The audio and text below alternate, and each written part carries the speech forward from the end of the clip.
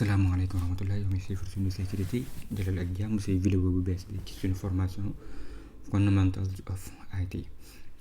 dinañ continuer vidéo yi comme niñ ko daan defee tey ci vidéo bi da nga fi xamee processeur, memory, firmware ak motherboard, carte mère ak lu jëm si expansion BIOS ak base wala BIOS cooling system.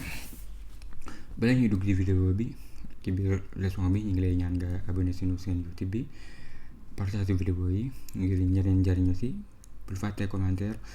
boo amee question tamit mën nga koo def ci commentaire bu incha allah dina la tontu. motherboard wala carte mère mooy lan? carte mère buñ ko waxee dañ naan benn circuit la buñ imprimé wala printed circuit board lañ koy wax. mu nekk benn plaque boo xamante ne niñ ko liggéeyee composant bu nekk ci biir bu ne da nga mën a jot courant bi nga soxla da nga ko mën a jot.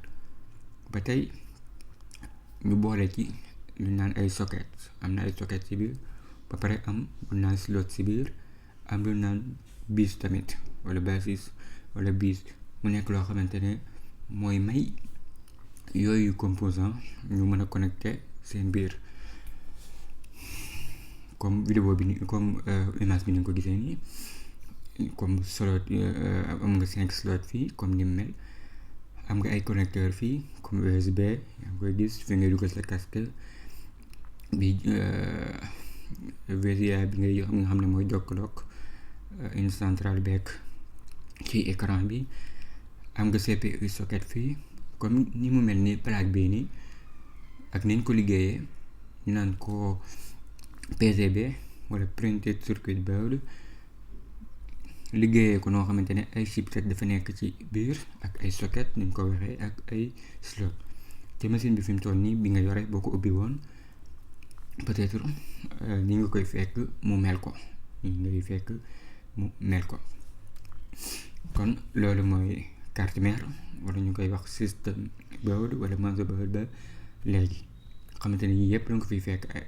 RAM bi fi nga koy fekk ak yeneen ak yeneen boo ko ubbee ci biir ci nga koy fekk. composant bi boo yoroon beneen composant bu bees nga bëgg ko dolli ci biir carte mère bi, peut-être am na composant yoo xam ne wàccaale ko nga bëgg see dolli, wala bi mu wàccaaleel doyut nga bëgg see dolli. bu boobaa composant bi mën naa bañ a compatible ak carte mère bi ci ñaari sabab. benn bi mooy composant bi dafa bees koo xamante ne bu ñëwee du mën a communiquer ak yeneen composant yi exemple.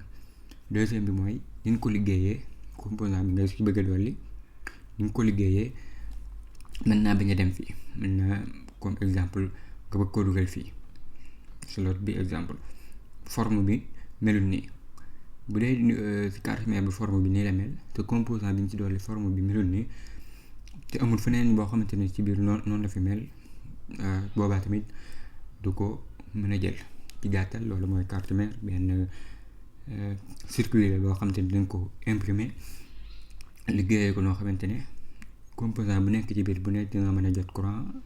ñu dool ci moo xam ay socket ci lañ ko liggéeyee ay slot pour boo bëgg na dolli yeneen composant bi juste pour composant yi ñu ko liggéey ci biir pour ñu mën a connecter ak seen biir. bu dee processeur waxoon nañ ko, ñu koy wax processeur, ñu koy gàttal microprocesseur la woon, ñu koy gàttal naan ko processeur. bu dee ordinateur bi am na ay processeurs yu bari, am na waaye bi ci ëpp solo moom la ñuy wax CPU muy central processing unit. lu tax mu ëpp ñu solo moom mën nañ ne mooy bu doon machine bi nii la dañ naan moom mooy xel mi daal, moom mooy démarrer programme yi. boo démarrer woon benn programme moom moo koy traité, li ci war moo koy def. bu ci paree mu jàllale ko ci beneen composant ba xam ne dala koy afficher ci écran ba, wala beneen composant da ko soxla. comme ni nga ko gisee fii ni nga ko waxee woon ci première vidéo yi, boo defee benn input fii moo xam input la wala nga ubbi benn programme, gis nga day aw ci si processeur bi la ñëw CPU mu liggéey ci lim ci war a liggéey bu waree def output lii nga xam ne leeraloon nañ ko ci vidéo yi njëkk yi. bu dee processeur comme ni nga gisee beneen photo bi nii ci machine portable yëpp daanaka boo fi demee nii ngay gis forme bi nii lay mel boo xoolee mooy nekk fii ñu def CPU socket.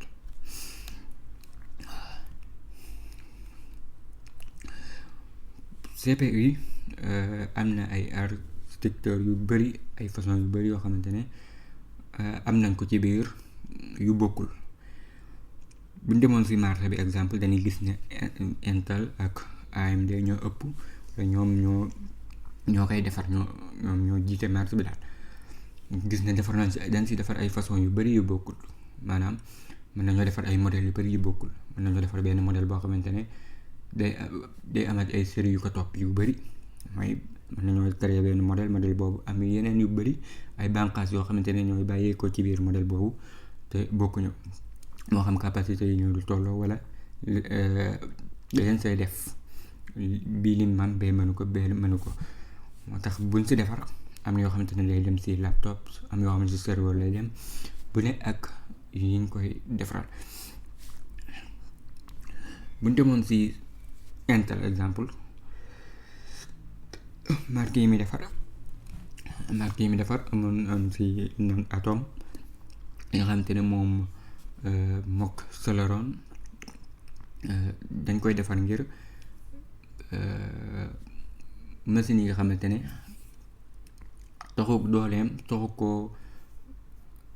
taxul mu am doole noonu maanaam li nga ciy def ay bind texte nga koy def ay exemple connecté yu simple yi waaye yu bëri yi wala yenn opération yu mag yi mënoo ko cee def yooyu mooy Atom ak Celeron ay marque la yoo xamante ne yooyu moo ko tax a jóg. bon xoolee Pentium si année jàll yaakaar naa ba léegi sax bu ma tudd dina am ñu koy utiliser muy Pentium mu nekk CPU boo xamante ne moo ëpp doole Atom ak Celeron waaye moo gën a néew doole li naan Core muy dañ koy defar tamit ngir machine yi nga xamante ne exemple moo ëpp doole Celeron. Pentium ba nga xoolee mooy li nga ci mën a def CPU Pentium li nga ci mën a def mooy ëpp doole ngay def ci Celeron wala Atom. bu dee Core moom ngay gis léegi exemple si machine yu si bëri ñuy def exemple i3 wala ay i7 wala ay i5 boo xoolee ci machine bi noonu muy Core moo ëpp doole Pentium ak Celeron ak Atom.